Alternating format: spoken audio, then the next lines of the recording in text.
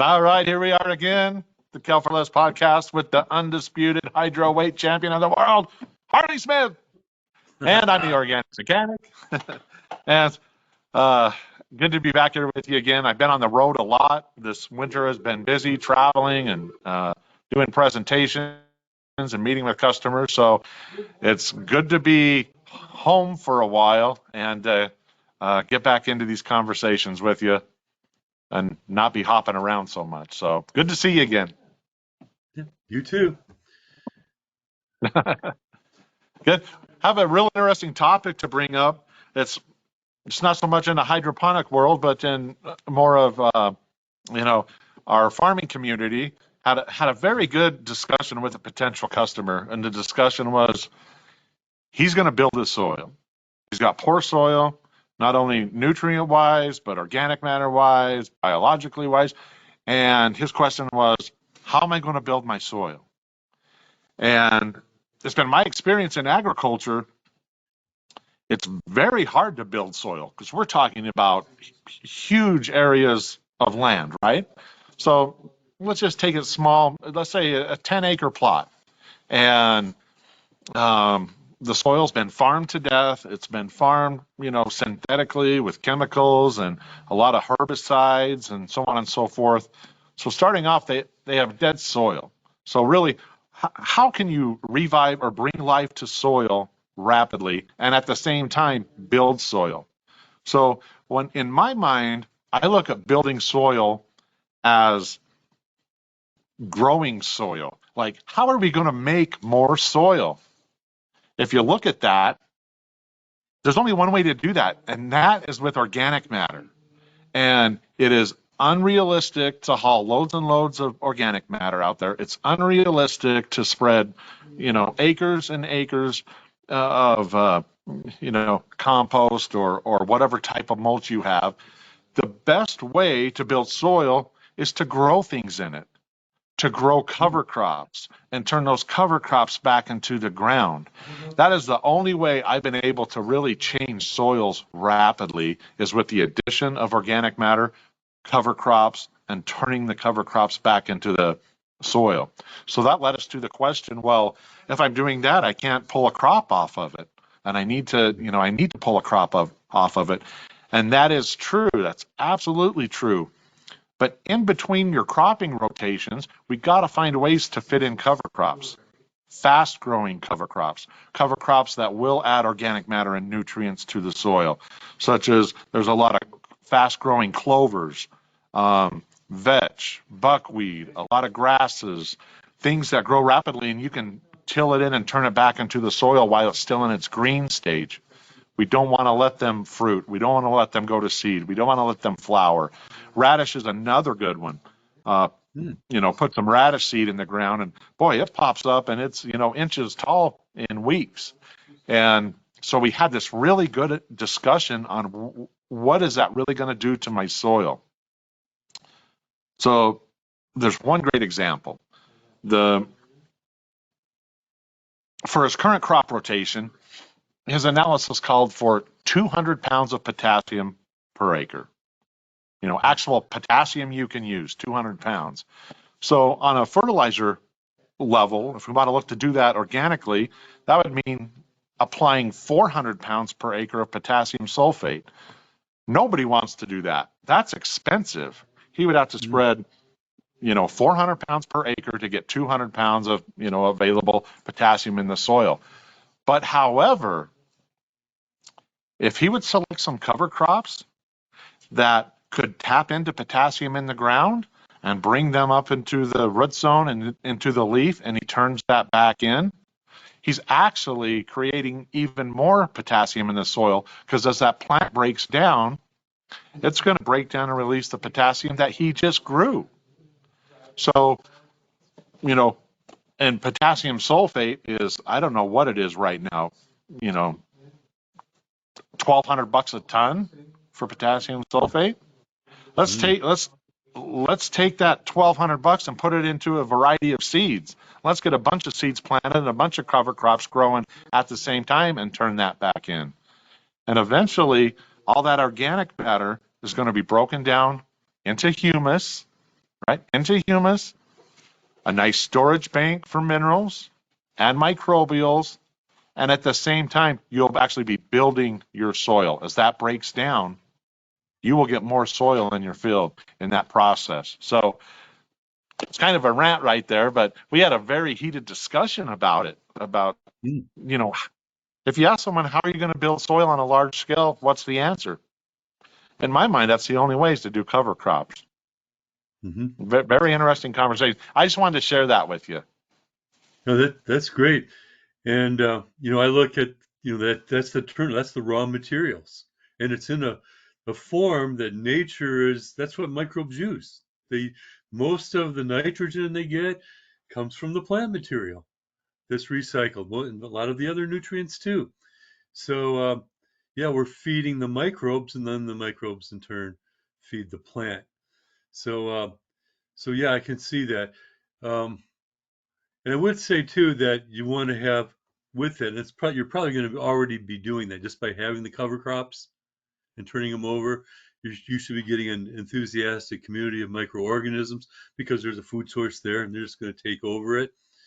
But that's where the action is. The way I look at it when I'm talking in my classes is, plants can't take up large organic molecules. So even if you're feeding, all organic fertilizers, it has to be broken down by enzymes from microorganisms in the soil. Yes. And they break it into smaller and smaller pieces until the minerals, it's called mineralization, are released in their ionic form. And that's the form that plants take them up. So if you had potassium sulfate, potassium's taken up as a potassium ion. If it's broken down, you have broken down organic matter, the plant's taking it up as a potassium ion. It's the same thing, but the availability, I think, is important. Hmm. Someone asked me yesterday, or called me, or texted me this week, and they were asking about um, the having phosphorus. They said, what if I added uh, the rock phosphate to my cocoa? Would that be a good form of phosphorus? And I told them, I said, uh, probably very little or none, because it's first of all, it's 95% water insoluble, and if it's not soluble, it's not available. I said, well, of course, that means it's 5% soluble, but if you had some really good microbes, phosphorus solubilizing bacteria, or maybe even mycorrhizal fungi, maybe, still takes time, then maybe more of that would become available to the plant because of the enzymes that the microbes and organic acids that the microbes are exuding. I will say one thing though, if you want something if you do rock phosphate, it's going to take years for that to be available phosphorus source. If you did the soft rock phosphate and it's a very fine grain, it would work better. You still really need the microbes though to unlock it. Exactly. Exactly. And that goes back to the building the soil with the cover crops. You have all those varieties and species of plants growing at the same time. You've got all those different exudates and sugars that are being exuded into the soil and feeding different microbes. And so your Mm, diversity of microbes really grows based on the variety of the plants as well. And it goes right back to what you just said, that you get all that happening in the soil, and it makes available nutrients to the plant in the perfect form. You don't have to worry about chelation. You don't have to worry about, the pH. All that's been done for you in the biological function of the soil. And so if you want to drastically change soil, that is the quickest, best way. I know how to do it. Yes, it'll cost money, but the long-term benefits uh, for the next crop, it's phenomenal. And the by the end of everything, it all comes down to the microbes. The microbes, the rapid. Um, we want to speed up the organic matter breakdown as well. And so, mhm. in a biologically active soil, it actually speeds up the breakdown of that organic matter. which relates to what you just said. The phosphorus release, the potassium release, the just making all those nutrients available to the plant biologically. And so Hmm. it's phenomenal if you think about it. We're so used to wanting bare soil. Oh, this soil looks so good. There's not a weed in it. It's a perfect seed bed. And actually, it's wanting to grow plants. And it wants, even the weeds accelerate on bare soil, exposed soil. So another thing cover cropping does, it really does suppress the weeds from growing. It really does have a suppression aspect of that. If you get a lot of competition in it with with a good choice of cover crops. I've seen it a lot of my life. It really does work. Anyway, yeah, I just had to share that story in that discussion because that really inspires me. Uh, uh, Hmm. we want people to do that to their soil, and it's a good thing to talk about, good thing to see in the farming aspect. Yeah, I'm going to ask you this because of the agriculture especially out in Idaho. Um, crop rotation is also a way to build soil over time. So Mhm. that you have your beans, so you're building up some nitrogen. Then you follow with a crop, maybe like corn, that needs a lot more nitrogen, and you start moving that around, and it helps keep it in balance over time. But if you're growing something like potatoes, and you're not, would you still be doing crop rotation, or would you just be doing potatoes all the time? Potatoes, they require such a Oh, I lost you.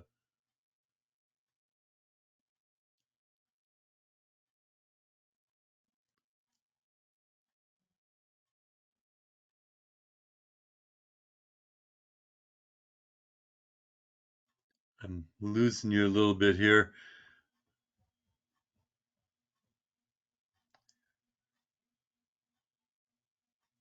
such a heavy nutrient load because at harvest time, if you think of what they harvest in, Oh man. oh, are we back? We had Yeah, a we're back. Man, I was interested. I this wanted to hear internet. this. So could you try that Okay, again? yeah, it's we're so cold here, the internet doesn't even work. But Oh anyway, no. anyway, uh, potatoes are a really heavy nutrient load. Like sometimes you could be pulling 30,000 pounds of potatoes, from an acre of ground. So we like to have our customers that do potatoes have a very stretched out crop rotation. So throw some wheat in a rotative year, barley, alfalfa, um, even doing potatoes after hay is very valuable. So a lot of our customers, we have them plant alfalfa, which is a 3 to 5 year crop continuously,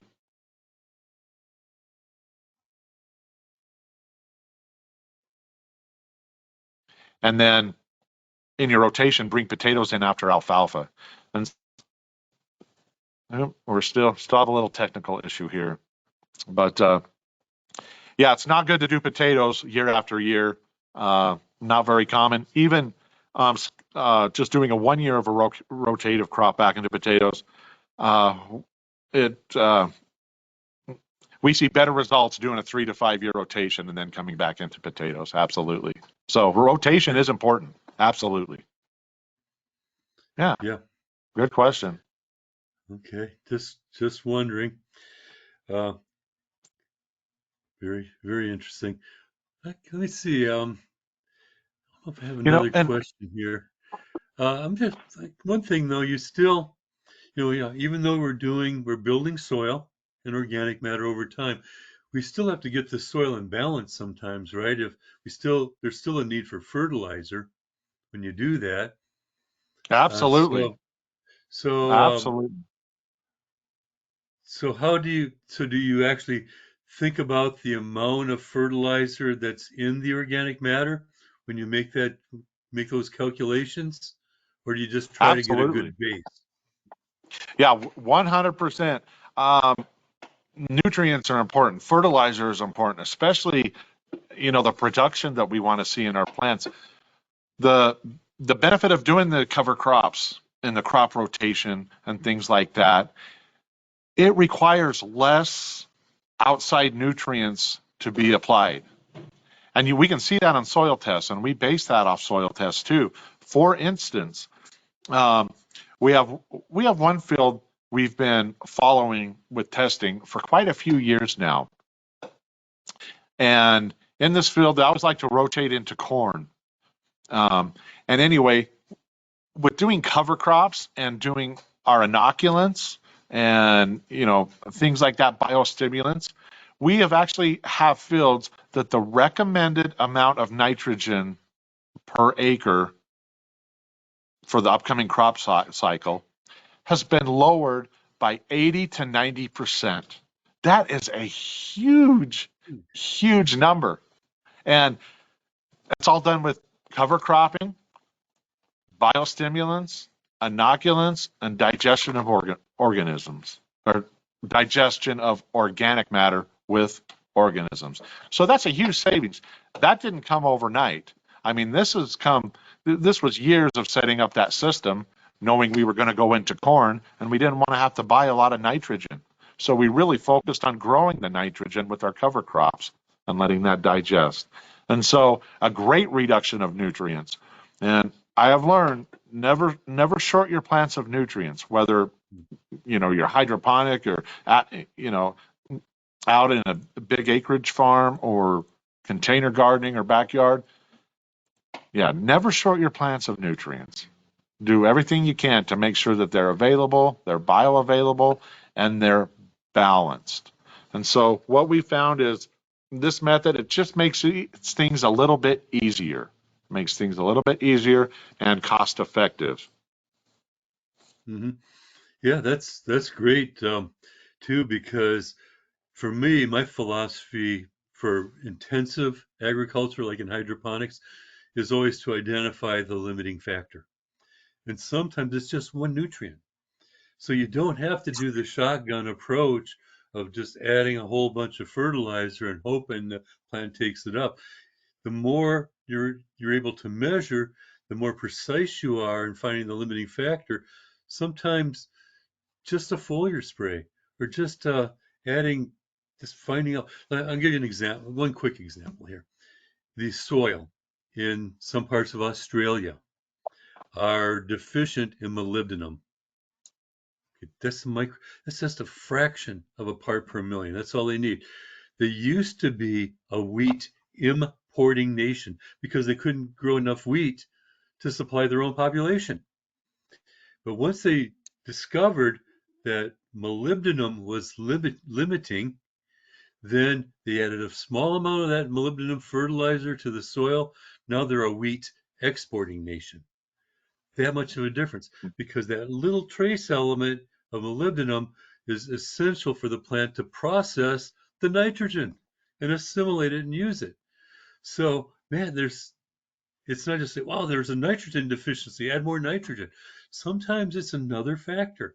So yeah, to measure is to know, and I'm with you. You know, the more you do with leaf analysis, the more you do with soil analysis, the more that you make good decisions over time, you're going to be able to be more efficient and you're going to get better results. Mhm. Save money and get better results. I mean, isn't that what we're trying to do, accomplish as farmers? Yeah, that's exactly what you want. And I know we've talked about this issue before on some of our other conversations. It's never the excess nutrient that drives yields. It's the ones that are short that control it. And it goes back Mm-hmm. to exactly what you said. It could be a very small amount of something out of balance. That's the limiting factor. That's what's controlling it. It's not that shotgun approach. Right. Good Good Yeah. point. Yeah. We want to have plenty there. And then a lot of times when you over fertilize, because you think, oh, I need to give them more fertilizer, the plants are stalled, they're not growing very well. And that creates more stress on the plants, or it creates a nutrient deficiency. Hmm. Too much of one element will create too little of another one. You That's overdo it with exactly right. ammonium, and you can get an iron deficiency. You know, it's just one of those things. So you need to know. If you really just the plant, the soil needs more magnesium, then give it the magnesium. But if you don't know, oh, is it potassium or you can make the wrong choice and make it worse. So I really agree with Absolutely. you. Measuring is really, really important. So you know what you're dealing with in advance. Yeah, exactly. Exactly. That's if you're in a big agricultural setting, if you lock up your calcium by excess of other nutrients, I mean, that's a hard to overcome that one. We don't want that to happen. So, yeah, Yeah, yeah, everything in balance,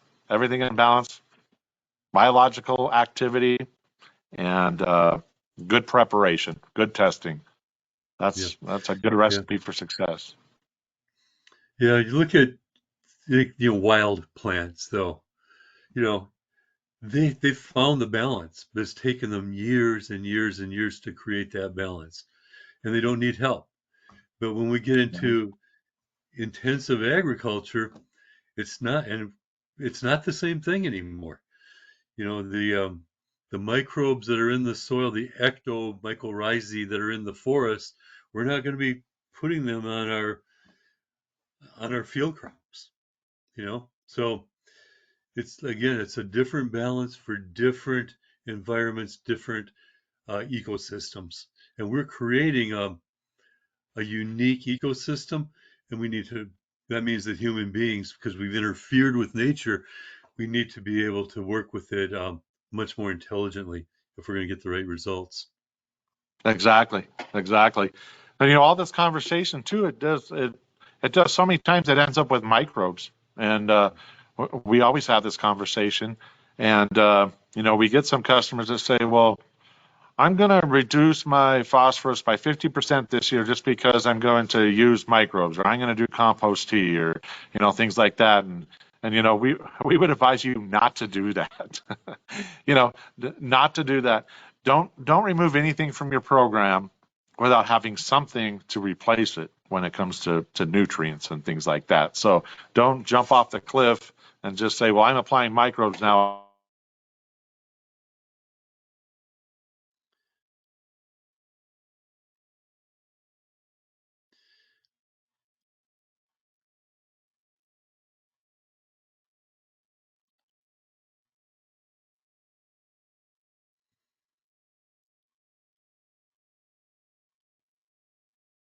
Don't have to do anything.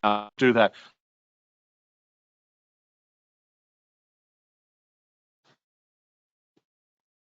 Now, are we back? Are we back? Yeah, we're back. Yeah, Yeah. Well, we'll see if we can't have the team edit those spots out. that's what I was thinking. Hey, this is you can edit those. We'll Yeah. keep it flowing. Yeah. Um, Kind of yeah, not a frustrating. problem. So anyway, always This is cover the your first nutrient time. basis before you think of biostimulants and microbes. Yeah, That's what I was going to. Yeah.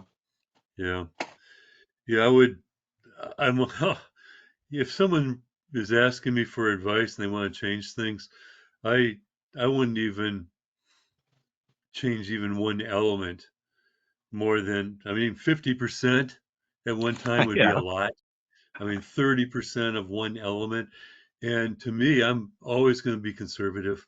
I'm always going to say, all right, let's reduce it by, or let's increase this by 10% or 15%, and then see how the plants respond.